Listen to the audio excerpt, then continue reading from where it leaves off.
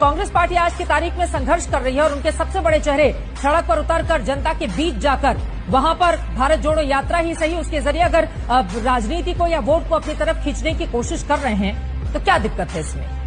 नहीं, कोई दिक्कत नहीं है। डेमोक्रेसी है, भारत घूमना ही चाहिए क्योंकि हमेशा तो इटली और बैंकॉक घूमते रहते हैं। सुजाता जी का काफी अच्छा वक्तव्य आया, काफी ज्ञान है उनको राहुल गांधी जी के बारे में। लगता है एक आध बार बैंकॉक साथ ही गई।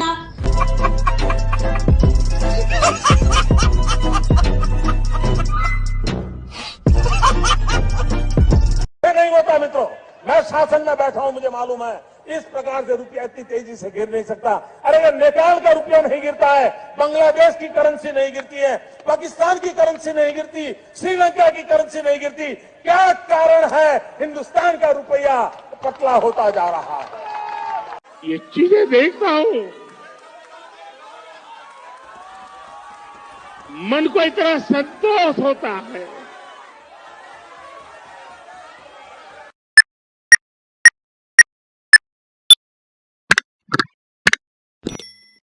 हेलो एवरीवन, आई होप कि आप सब शुगर अच्छे नहीं भी होंगे, चैनल पर ट्रेंड तो कर ही रहे होंगे।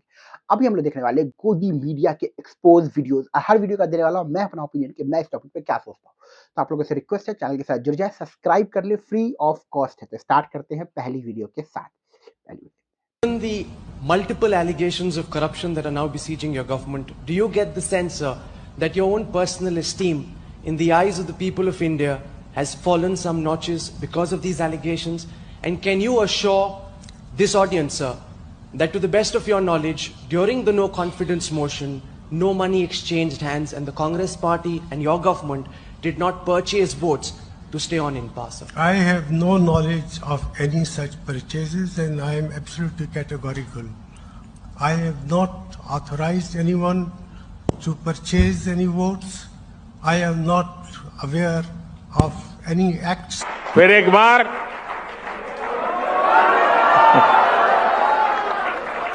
आएगा तो देखिए, आपका ऑडियंस की आवाज है, ये मूड ऑफ द नेशन है।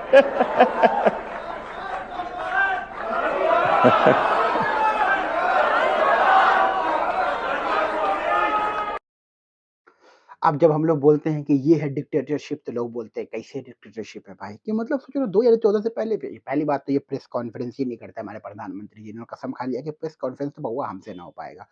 बट आप ये देखो कि मीडिया किस तरीके से बदला, अपना कैसे लक्षण बदल दिया। और फिर यही मीडिया बोलता है कि रवीश कुमार दोगला है, हम सही है।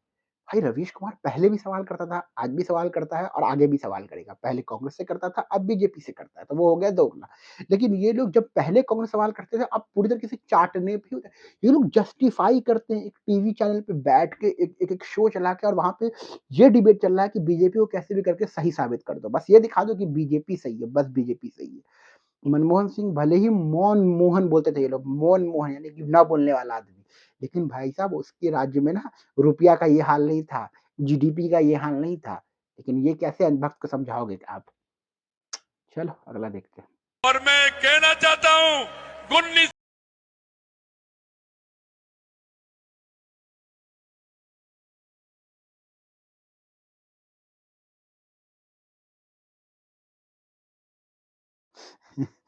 भाई साहब ये लोग तो, भाई ये लोग का बस चलता तो, ये मैंने बोलता हूँ ना कि ये लोग का बस चलता तो ये लोग बोलते हैं आजादी भाई साहब सावरकर जी ने ही दिलाई है। बाकी तो भैया गोडसे और सावरकर सबसे ज्यादा लड़ाई वड़ाई करके आजादी दिलाया। बाकी गांधी जी तो पूरा अमेरिका ही घूम रहे थे और नेहरू जी तो थे ही नहीं इस देश में। ऐसा भी कुछ भी प्रोपेगेंडा फैला सकते हैं ये लोग। क्या बोलो, एक बोल देता है कि सरदार पटेल पहले प्रधानमंत्री होंगे, एक कुछ बयान देता है, एक बोलता है इंग्लिश नहीं आती थी इसलिए नहीं बनने दिया। कुछ भी जो मन में आता है वो बोलते हैं, क्योंकि नॉलेज तो है नहीं। और क्योंकि इनके ऊपर से ही इन लोग को ऑर्डर है कि भाई साहब फालतू बात करो, प्रोपेगेंडा फैलाओ, हिंदू मुस्लिम की बातें करो अपनी स्पीच में, तो वही ये करते बेचारे, और नया क्या कर सकते हैं। चलो अगला देखते हैं। देश देख रहा है, एक अकेला कितनों को भारी पड़ रहा है, एक अकेला कितनों को भारी पड़ रहा है। बात तो सही है, एक अकेला कितना चंदा ले रहा है, पूरा देश देख रहा है कि एक अकेला कितना चंदा ले रहा है। चलो अगला देखते हैं। तो ये भी बताता हूं कि नेहरू इंदिरा के दौर में कांग्रेस की सरकार के दौरान पार्टियों को किस तरह से चंदा मिलता था। आप आंकड़े देखेंगे तो हैरान रह जाएंगे कि बॉस आज ये लोग आरोप लगा रहे, सवाल उठा रहे हैं, और क्या हाल था कांग्रेस के जमाने में। जरा इसको देखिए आप, 1 मार्च। मैं इस दोगले एंकर को क्या बोलूं कि मतलब ये फिर वह जस्टिफाई वाली बात हो गई कि मान के चलो कि अगर नेहरू जी कोई चीज गलत करते हैं तो क्या मोदी जी को भी वो गलत करने का हक मिल चुका है? अगर कांग्रेस ने कुछ गलत किया, कांग्रेस ने मान के चलो कि इमरजेंसी लाया, तो क्या बीजेपी भी इमरजेंसी लाएगी? तो क्या उस समय क्या कांग्रेस के खिलाफ कोई नहीं बोला होगा, सब शांत रहा होगा? और भाई साहब कांग्रेस ने जो भी कांड किए तो हटा दिया ना पद से, साला जिसका पूरा डंका बसता था, 300-300 सीट लेके आती थी, आज उसकी कोई औकात नहीं है इस देश के अंदर। आज इस देश के अंदर वो मतलब समझे ना, कुछ भी नहीं, कभी उठा के जेल में डाल दो, कभी उसके नेता इधर से उधर हो रहा है, कुछ भी कर रहा है। तो भैया मिल गया ना, हर चीज को नेहरू से कंपेयर करना। चलो ठीक है ना यार, अब मोदी का जमाना तो मोदी से बात करते हैं ना यार। ये मतलब कुछ भी पुल गिर गया तो मोदी के, अगर मान लो कहीं पुल गिर गया 1 लाख लोग मर गए, तो देखिए नेहरू के जमाने में एक पुल गिरा था। ये लोग बोलेंगे कि मोदी के जमाने में पुल गिर गया, नेहरू के जमाने में तो पुल गिरा था, वहां भी तो 1 लाख लोग मरे थे, वहां क्यों नहीं सवाल खड़े करते? हाय भैया क्या बोले इन दोगले लोगों को। चलो अगला देखते हैं। जब नरेंद्र मोदी जी प्रधानमंत्री बने और इन्होंने काशी में जाकर के विश्वनाथ कॉरिडोर बनाना शुरू किया तो 150 मंदिरों को तोड़ दिया गया। उन मंदिरों में कई मंदिर पौराणिक थे जिनका पुराणों में उल्लेख था, बड़ी आस्था थी। कई मंदिर बहुत सारे 1000 साल, 500 साल, 800 साल पुराने थे और उनमें पूजा अर्चना हो रही थी, बड़ी श्रद्धा थी लोगों की।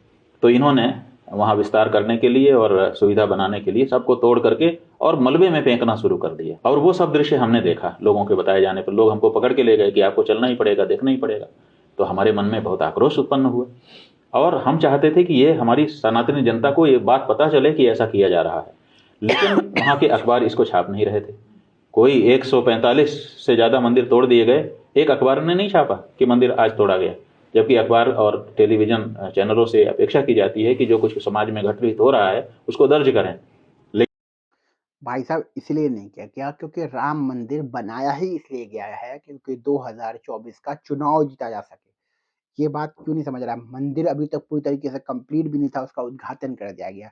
पर्पस क्या है? पर्पस ये है कि उसके नाम पे अब वोट मांगा जा सके। सिंपल मकसद है। उस पे कितने लोगों का घर गया, कितने लोगों की चीजें गई, कितनी मंदिरें टूटी, उससे क्या फर्क पड़ता है? कोई हिंदू को उसका फर्क ही नहीं पड़ता। किसी को अगर आप समझाने जाओगे, पता है भाई राम मंदिर बनाने में 150 मंदिर टूट गया, वो बोले हमको घंटा फर्क नहीं पड़ता, राम मंदिर मिल गया ना, ये इंपॉर्टेंट है। तो आप कैसे डिबेट करोगे, क्या ही बात करोगे? अंधभक्त को या फिर जो जो बीजेपी के सपोर्टर, उनको जो चाहिए था वो मिल गया, वो आप खुश है। उससे किसका क्या नुकसान हुआ? कितने लोग का घर गया, कितने लोग को वापस जगह खाली करना पड़ा, उससे इन लोग को घंटा फर्क नहीं पड़ता है। बाकी अब आपका क्या ओपिनियन है इस चीज़ को लेके? कमेंट सेक्शन में बताइए। मिलते हैं अगली वीडियो में, चैनल के साथ जुड़ जाए। अपना ख्याल रखें। Bye bye.